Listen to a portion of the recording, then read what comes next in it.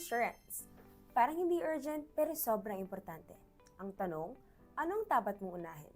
Life insurance or health insurance? Unahin natin ang life insurance. Ito ang klase ng insurance na nagbibigay ng financial support sa mga naiwan mo kung sakaling mawala ka. Halimbawa, ikaw ang breadwinner, may asawa at anak.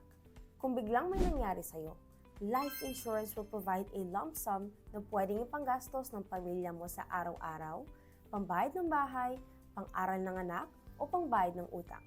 May mga term insurance lang na valid for a number of years at mas mura ang premium. Meron ding whole life o VOL na may mga kasamang investment components. Sa madaling salita, life insurance is about protecting your loved ones. Now, health insurance. Ito naman para sa iyo mismo. Kapag nagkasakit ka o na ospital, health insurance will help you with your bills. Halimbawa, na-confine ka at kailangan mong operahan. Hospital bills could reach to 60,000 pesos up to 200,000 pesos or more. Kung may health insurance ka, hindi mo kailangan umutang o magbenta ng gamit para mabayaran yon. Especially nowadays na hindi lahat nako-cover ng PhilHealth ang hospitalization cost. So, ano nga ba dapat mauna? Depende. Kung single ka, walang dependents, mas priority ang health insurance para din hindi masyado mahal ang aabutin ng hospital bills mo. Mahal magkasakit. Mas maganda na handa tayo.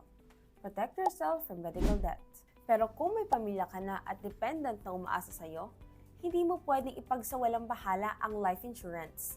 Mas mahalaga yun sa kanila since ito yung parang income replacement na papalit sa'yo in case something unfortunate happens to you in an instant. Pero kung kaya ng budget mo, best talaga na magkaroon ka pareho. Kasi magkaibang protection yan.